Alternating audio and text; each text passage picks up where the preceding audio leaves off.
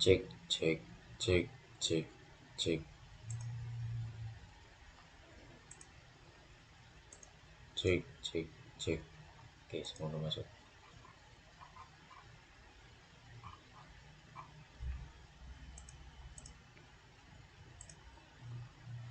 Oke, halo teman-teman semua. Hari ini kita akan melanjutkan sesi dari Flutter Next Step 1. Kemarin ya di YouTube.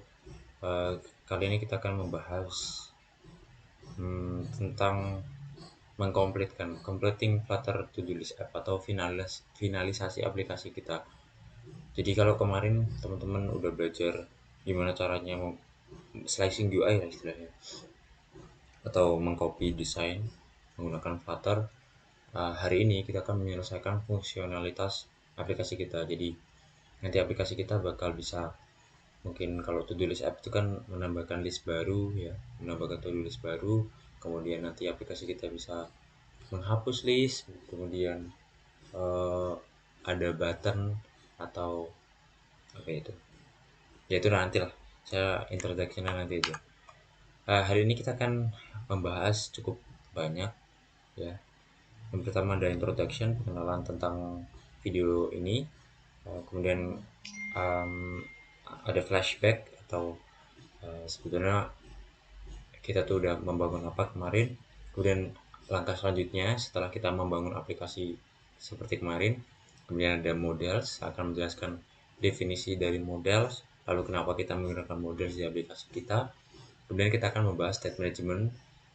Ini nggak banyak yang bisa saya bahas karena sebetulnya ini saya juga lagi belajar state management, jadi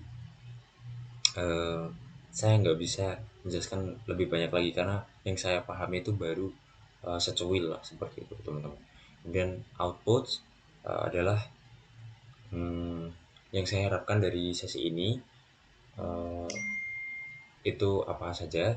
Kemudian ada sesi code tag dan closing. Sebelumnya perkenalkan, nama saya Satria. Saya dari jurusan Teknik Informatika tahun 2021. Oke, kita langsung masuk ke introduction aplikasi kita. Video ini ya.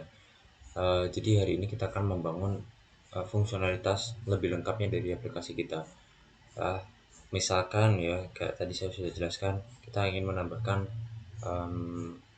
list baru, to-do list baru. Kemudian kita ingin menghapus list tersebut. Kemudian kita ingin kalau to-do list itu kan biasanya kita ada checkbox ya.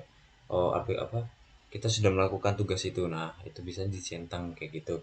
Itu nanti bisa. Terus saya akan menjelaskan juga tentang models karena sebetulnya teman-teman, kalau kita membahas tentang fungsionalitas aplikasi itu kita tidak terlepas dari models gitu. Jadi models itu yang membantu kita membangun fungsionalitas dari aplikasi kita. Kemudian kita akan membahas state management. Ini saya akan bahas yang nggak banyak sih teman-teman karena saya juga lagi belajar. Nah, state management itu kita pakai karena kita menggunakan models. Models itu adalah sebuah data ya. Nanti saya jelaskan lebih detailnya sebuah data. Nah, data itu gimana cara kita mengolah data tersebut biar aplikasi kita itu lebih efisien. Nah, itu kita pakai state management gitu. Terus gimana caranya data itu kita kirimkan agar bisa tampil di aplikasi kayak gitu loh kurang lebih.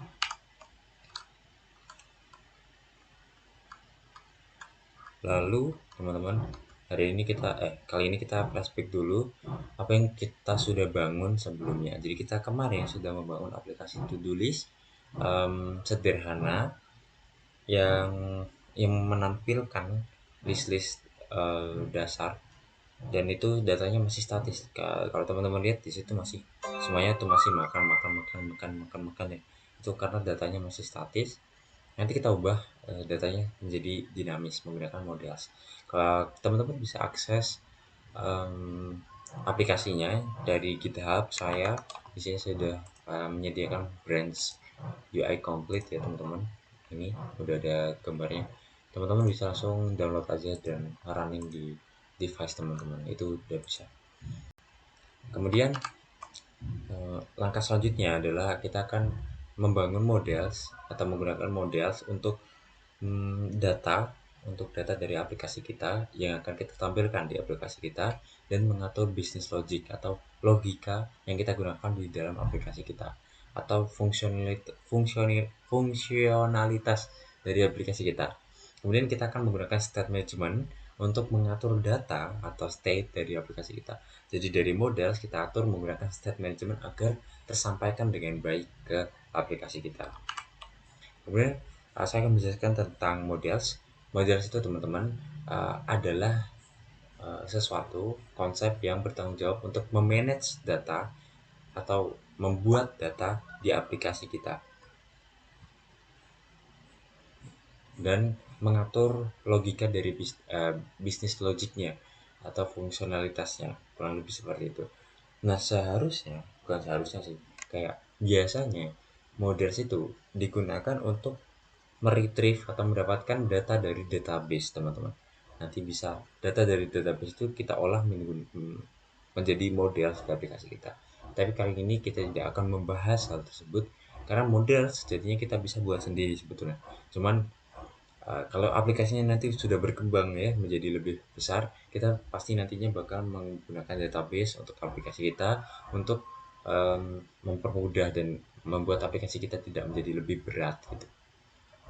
Kemudian kita akan menggunakan model itu untuk memproses user input. Jadi teman-teman, um, untuk membuat aplikasi kita menjadi interaktif ya, seperti yang di bawah poin yang selanjutnya, membuat aplikasi kita menjadi lebih interaktif, itu teman-teman membutuhkan user input ya. Ya kan aplikasi kita sebagai user agar kita interaktif interaktif dengan aplikasi kita, itu kita sebagai user kan kita harus mengutak-atik aplikasi kita. Misalkan kita mengetik sesuatu, kemudian kita memencet sesuatu sehingga kita mendapatkan sesuatu yang kita inginkan kan. Itu yang namanya interaktif.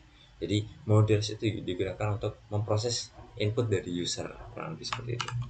Nah, kemudian setelah user input itu diterima oleh model, kita ingin menampilkan ke dalam aplikasi kita. Caranya itu adalah dengan state management. State management itu memudahkan kita untuk mengatur jalannya data, dari model ke aplikasi kita ya. Jadi dia yang memanage state atau keadaan dan data.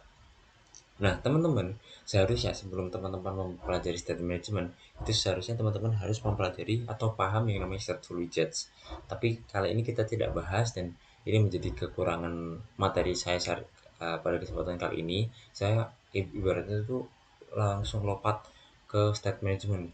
Jadi harusnya tuh belajarnya stateless ya. Kemarin kita udah belajar stateless, kemudian stateful, baru state management gitu. Tapi saya lompati karena ya itu kesalahan saya pribadi. Saya mohon maaf ya teman-teman kalau misalkan nanti ada bingung dengan apa yang saya jelaskan. Tapi teman-teman, eh, saya harapkan ya dari yang saya jelaskan tuh teman-teman bisa eh, mengerti apa yang namanya state management, kurang lebih seperti itu. Nah, hari ini kita menggunakan uh, yang di bawah itu, paling bawah itu adalah jenis-jenis state management yang ada di Flutter. Hari ini kita akan menggunakan provider ya. Di mana provider itu state management yang paling basic yang bisa digunakan di dalam Flutter. Yang lainnya ada BLOC, ada GetX. Kemudian um, kita akan membahas provider state management. Jadi provider state management itu teman-teman, itu provider atau itu state management yang didukung oleh Flutter sebetulnya. Jadi ini saya coba kasih contoh.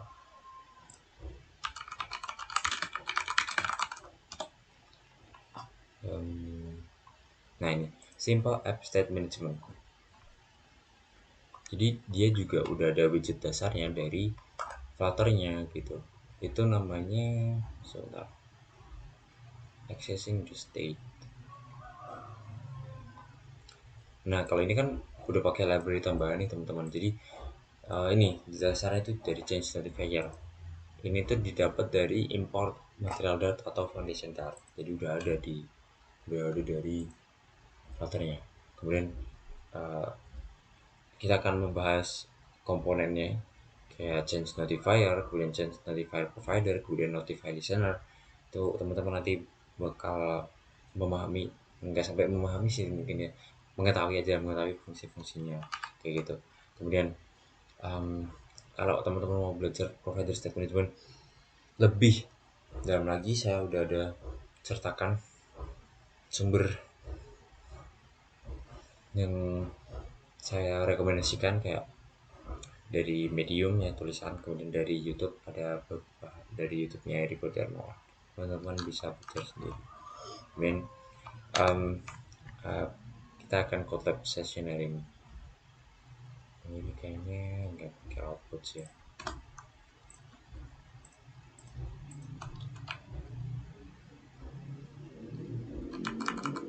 Oke,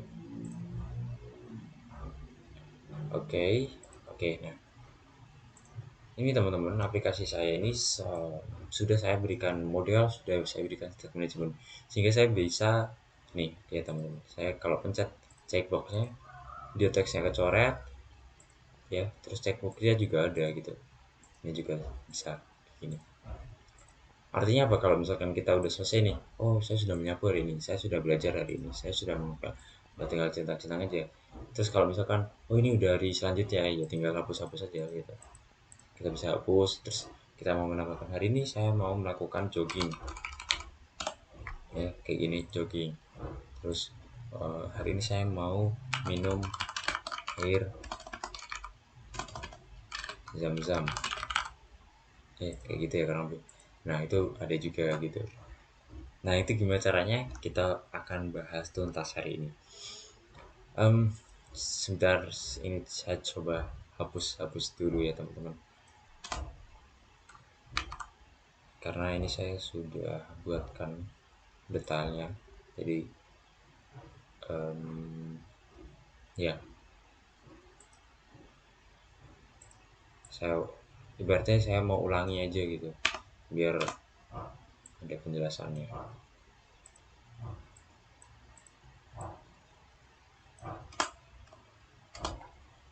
Terus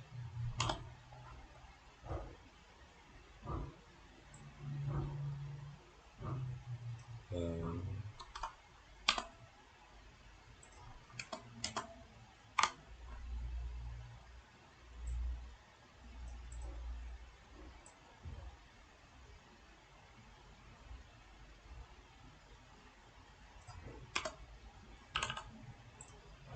bentar ya, saya hilangin dulu teman-teman. um,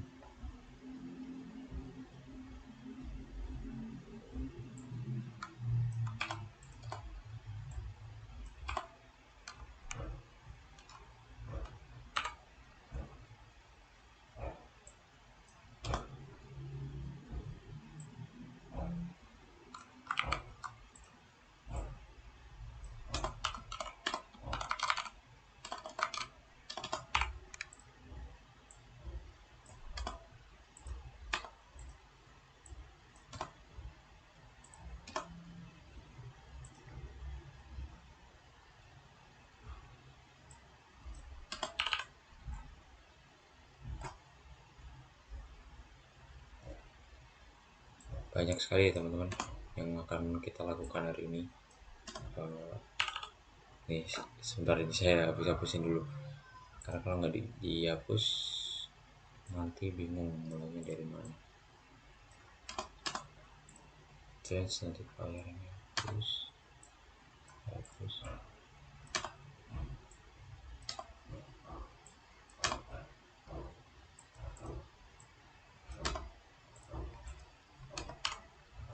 Oke, saya hapus. Oke, saya ambil ulang.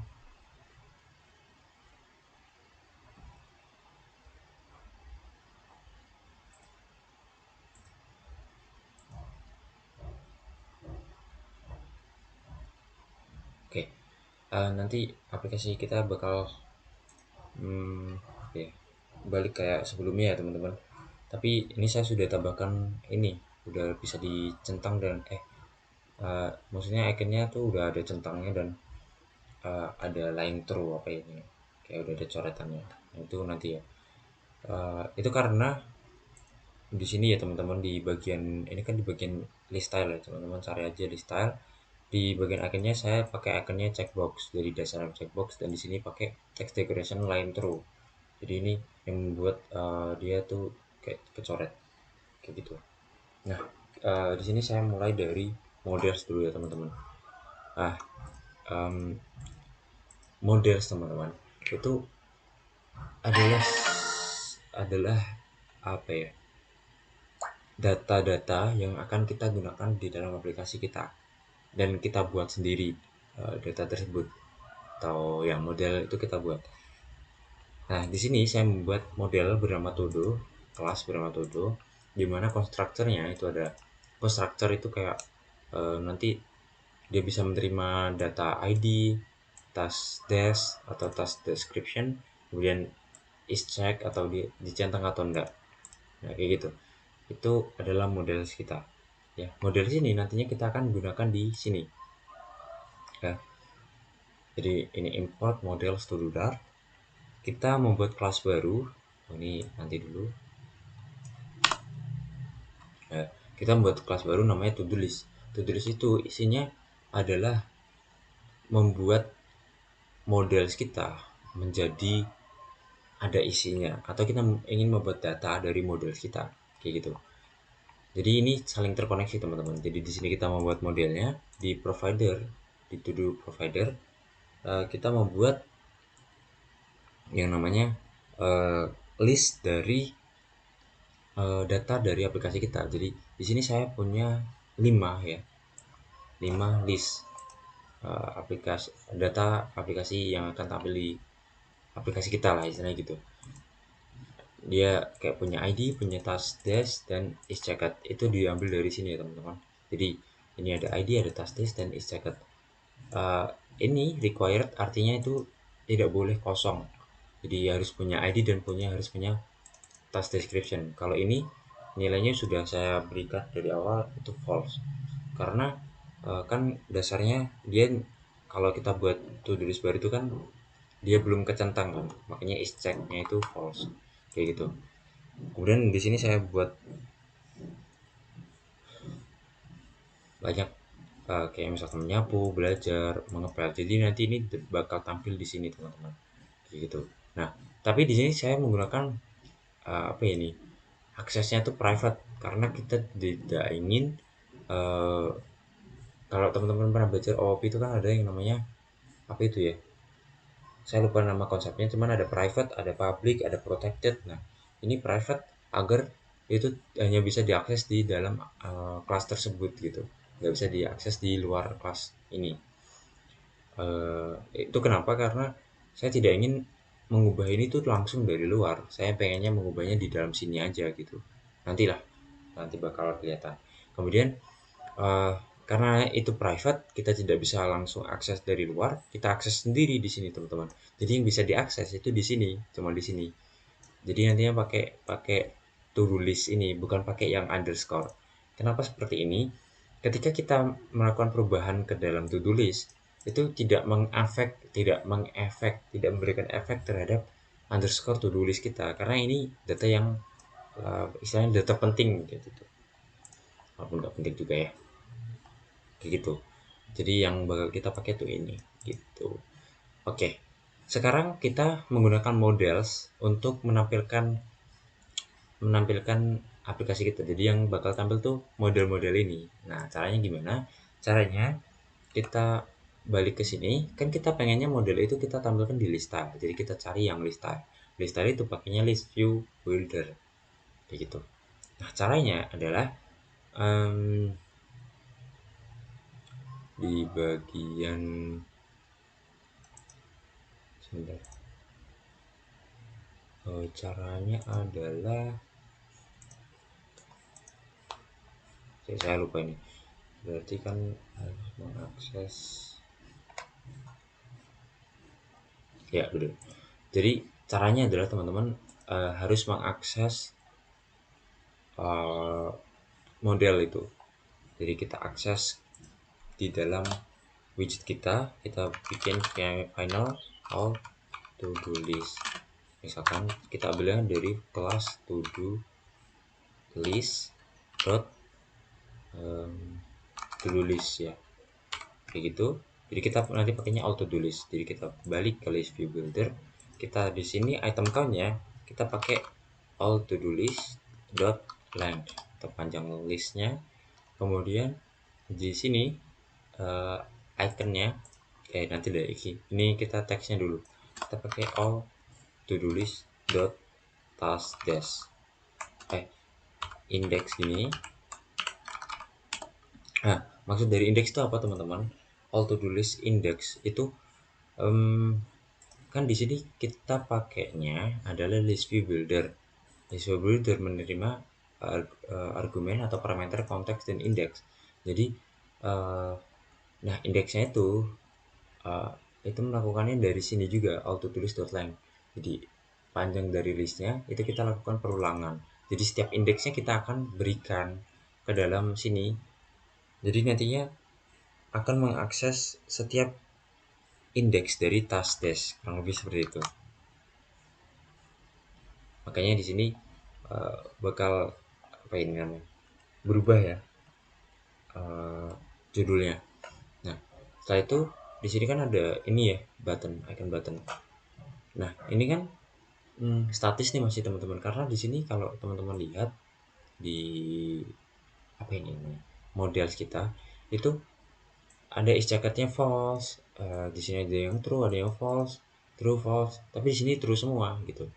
Gimana caranya? Kita ke bagian icons, kemudian ya di sini kan defaultnya ini. Nah sekarang kita coba akses is jacketnya, pakainya all to do list index dot is jacket. Kita pakai ternary operator. Apakah auto do list itu is checked? Kalau iya, kalau true itu pakainya yang checked box. Kalau enggak, kita pakainya yang biasa, icons yang outline blank, kemudian colornya masih color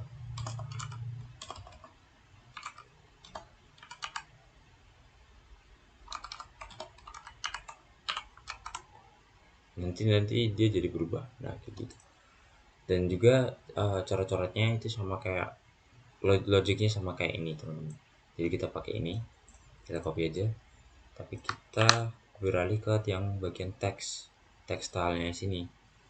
Jadi kalau ini coba nih, kalau tercentang nanti dia tercoret ya, text decoration dot line through. Kalau enggak itu titik dua, itu kita nol, jadi kita nggak ngapa-ngapain. Nah jadi kayak gitu teman-teman. Oke, itu ini artinya kita sudah menggunakan model untuk menampilkan di aplikasi kita kayak gitu. Nah cuman teman-teman, kita di sini belum bisa melakukan apa-apa ya, kita pencet uh, belum bisa apa ya, kayak dinamis gitu. Ketika kita pencet kan harusnya dia kecentang dan ini kecoret gitu kan. Nah kita juga belum bisa menghapus, belum bisa menambahkan. Kalau kita tambahkan aja ada, dia nggak ketambah dan dia masih di sini. Nah itu hari ini kita akan menggunakan state management untuk melakukan hal tersebut. Untuk melakukan state management, pertama teman-teman pergi ke modelsnya. Di sini di kelasnya kita implement pakainya syntax with change notifier kayak gini ya.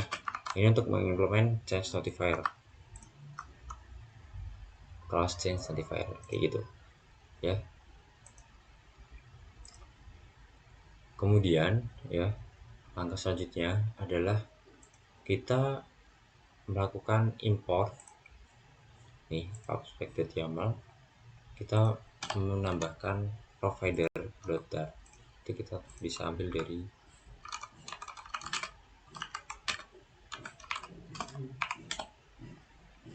sini. Teman-teman buka aja, di sini ada cara installing adalah ini pakai command ini atau tinggal teman-teman tambahin aja di sini. Kalau saya tambahin aja terus save. klik save, nanti dia otomatis running ya. Waterpark get running kayak gitu. Kemudian setelah itu kita kan bisa gunakan uh, apa ya, komponen-komponen dari provider itu sendiri.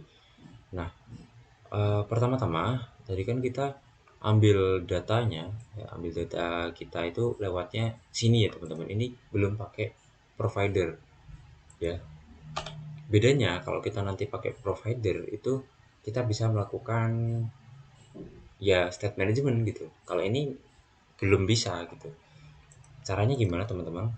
Caranya ini ya, nama variabelnya masih sama, tapi sekarang kita pakai provider dot of.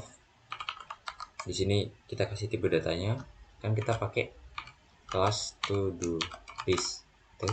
Terus kita tambahin kurung konteks kayak ini. Kita import dulu.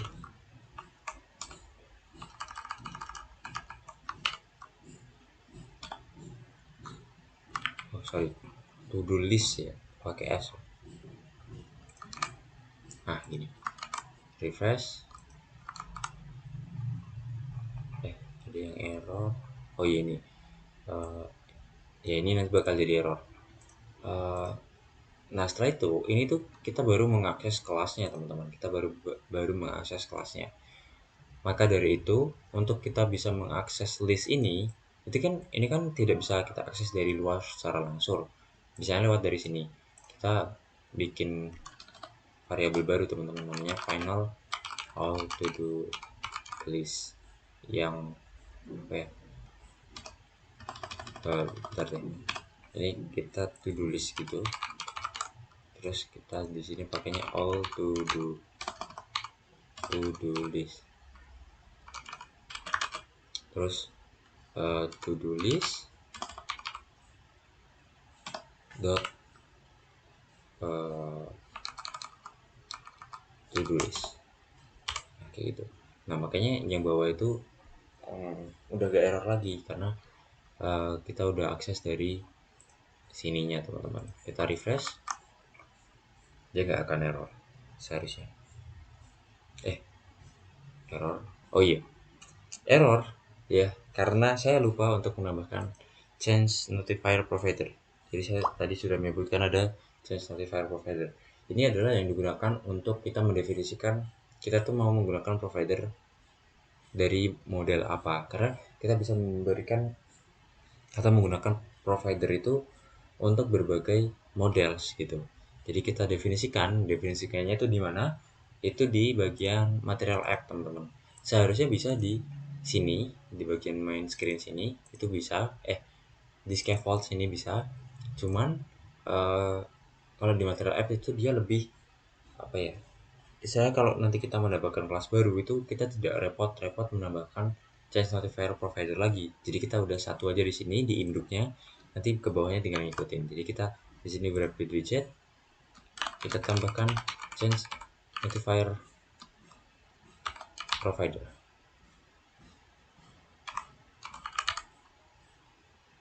Ya, kita import dari provider tag. Kemudian setelah itu change notifier provider itu menerima yang namanya create ya, yang wajib itu ada create dan builder teman-teman.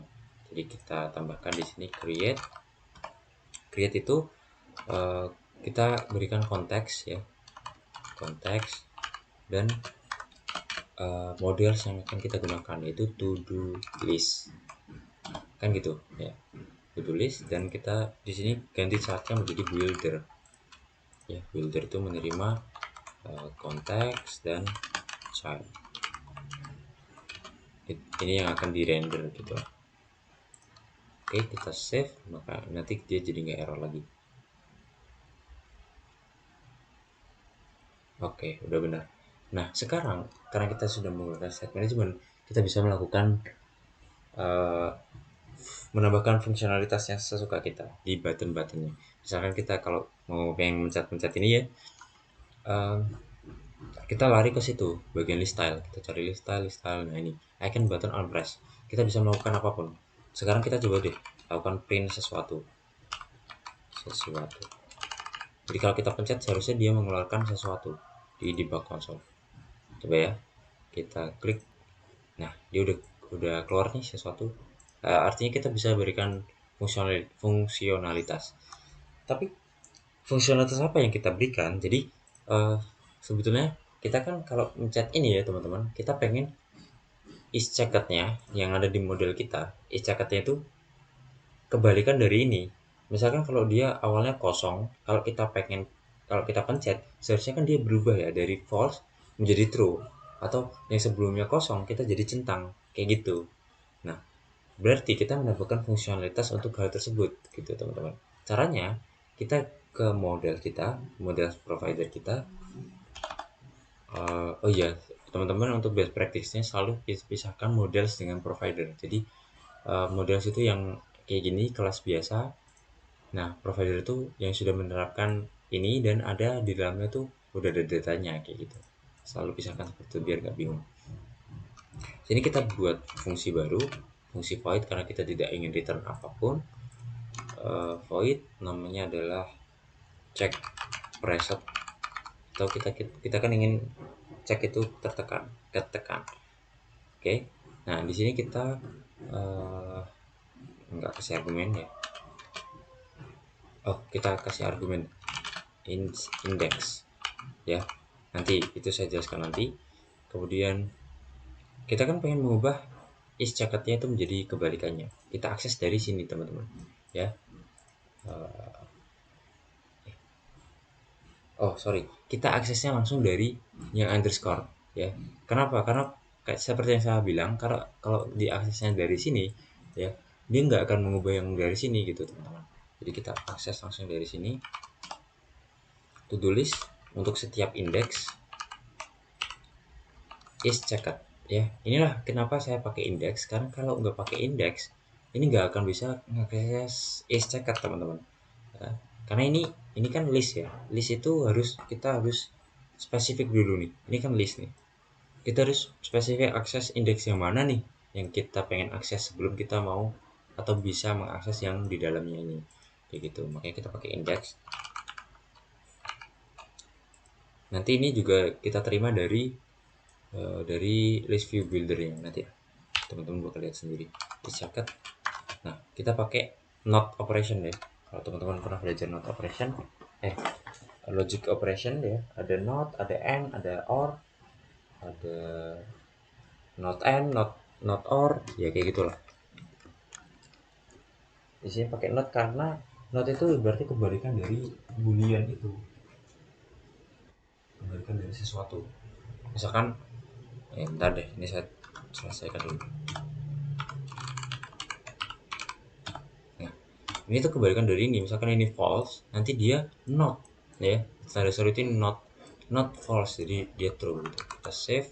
Dan jangan lupa teman-teman, saya tadi udah sebutkan ada yang namanya notify listeners. Ini untuk apa ya? Ini kan listeners ya, dan notify. Ini untuk memberitahu bahwa ini tuh mendengarkan dari apa yang kita lakukan. Nah, kurang lebih seperti itu ya. Nah, sekarang kita bisa panggil fungsinya teman-teman. Kita panggilnya dari yang ini, to do list. Jadi kita ketik to do list dot check preset ya, kemudian index ya, karena dia menerima indeksnya itu diambil dari sini. Balik lagi teman-teman ya, terus kita save. Sekarang kita coba klik. Nah sekarang dia udah bisa kayak gitu langsung ya, dan ya udah enak gitu ya. Ini kan tadi udah kita pelajari ya teman-teman, jadi nggak saya bahas lagi kayak gitu teman-teman. Oke, sekarang kita menambahkan fungsionalitas untuk menghapus list ini. Caranya gimana? Kita balik ke to do provider. Coba deh kalau kita misalkan nggak pakai notify listeners ya, kita komen, kita save, terus kita rebuild.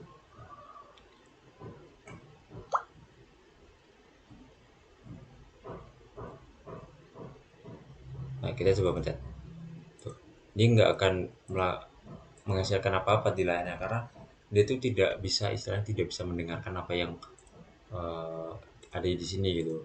Artinya dipencet tuh nggak ngaruh apa-apa kalau nggak ada notify listeners. Makanya kita pakai yang namanya notify listeners. Nah sekarang jadi udah bisa kayak gitu. Sekarang kita menuju ke arah ke sini ya teman-teman. Kita mau bikin fungsionalitas untuk delete ya. Di sini bagian trailingnya, mana sih trailing, ada yang namanya email dan container. Di sini kita coba print dulu, hapus.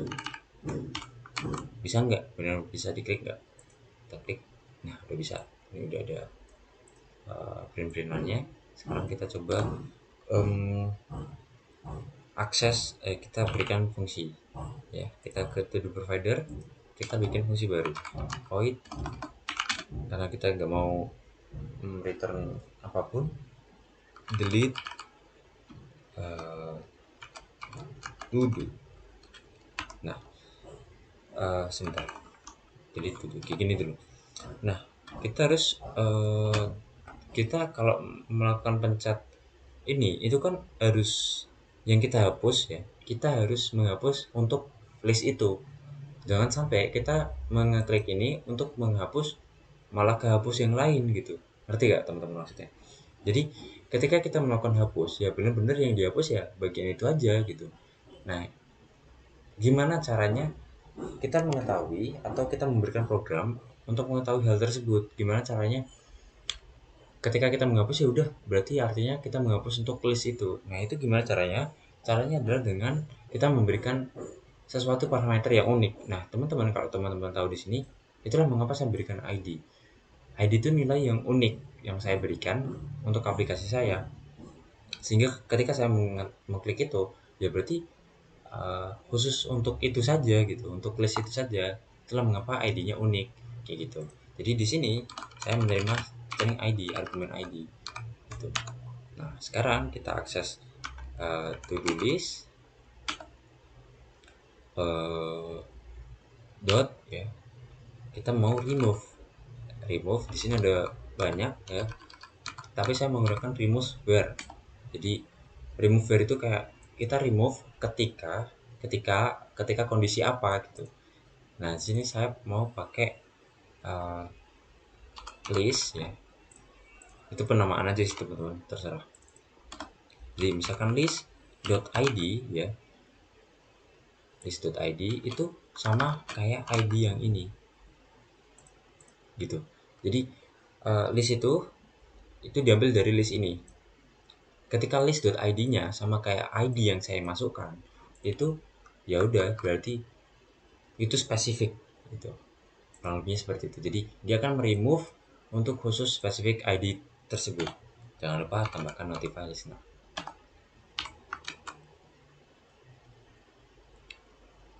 Oke, sudah. Lalu kita akses di sini teman-teman.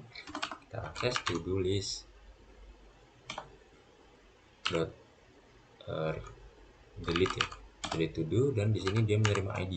ID-nya kita dapatkan dari all to do list of any index dot id, yaitu kita save. Sekarang kita coba hapus, udah bisa teman-teman ya. Sekarang kita udah bisa hapus. Itulah mengapa kita membutuhkan ID untuk melakukan hal tersebut. Lalu yang paling akhir kita ingin membuat fungsionalitas untuk menambahkan list ya. Di sini kan belum bisa nih. Caranya gimana? Caranya untuk pertama kali kita menggunakan yang namanya controller di dalam text field. Jadi text field itu teman-teman, dia bisa kita berikan controller untuk menerima nilai dari inputan di sini. Jadi kalau kita mengetik apa, ya keterimanya apa gitu. Gitu. Kita coba cari text field. Di sini ada yang namanya controller. Ya. Untuk mendefinisikan controller itu dia butuh text editing controller. Nah kita bikin di atas ya teman-teman. Kita bikin di atas. Di sini kita bikin final text controller sama dengan text editing controller kayak gini ya. Sekarang kita bisa pakai di text field di bagian text field sini kita bisa pakai controller ya, controller, terus kita masukkan text controller kita kayak gini, udah bisa, artinya dia udah bisa menerima nilai ya. Jadi kita nantinya bisa lakukan nilai itu kita bisa tampilkan dalam aplikasi kita. Tapi caranya teman-teman, di sini kita akan menggunakan state management ya untuk melakukan hal tersebut. Jadi kita harapannya kan teman-teman kalau kita tulis gini terus kita tambahkan di sini ya, kita pakai button ini nanti ketambahkan di situ teman-teman. Nah itu caranya gimana sih?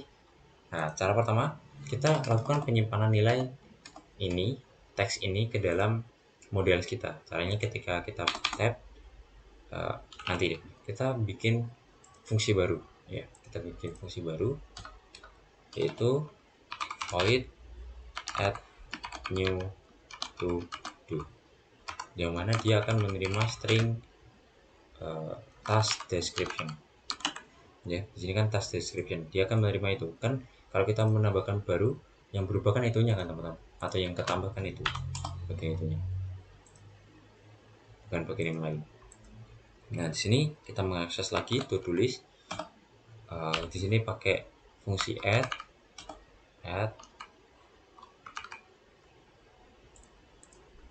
value-nya adalah model kita to do. Di sini ada parameter yang wajib, ada ID, kita berikan ID yang unik. Caranya kalau ini kan tadi pakai ID 5, ID 4. Nah kalau udah kayak gini kita nggak bisa kasih kayak gitu manual, kita harus kasih automatic. Caranya yang paling gampang, kalau yang paling saya suka itu pakainya datetime.now ya kayak gini. Jadi ini pakai waktu sekarang, cuman waktu sekarang itu kan bentuknya tipe datanya datetime, kita ubah ke string ya. Jadi dia akan generate ID yang unik setiap komponennya. Kemudian task deskripsinya itu kita dapat dari sini teman-teman kayak gitu. Terus jangan lupa notify list, kita save. Lalu di sini kita tambahkan fungsi tersebut add new to do. Task nya kita ambil dari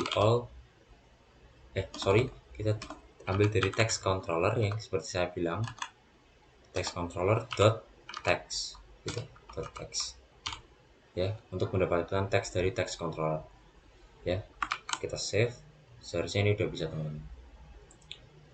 Kita save misalkan makan. Nah udah bisa teman-teman, dan ini udah bisa dicentang, bisa dihapus juga. Minum, tambah. Oke udah bisa ya teman-teman, kurang lebihnya kayak gitu sih.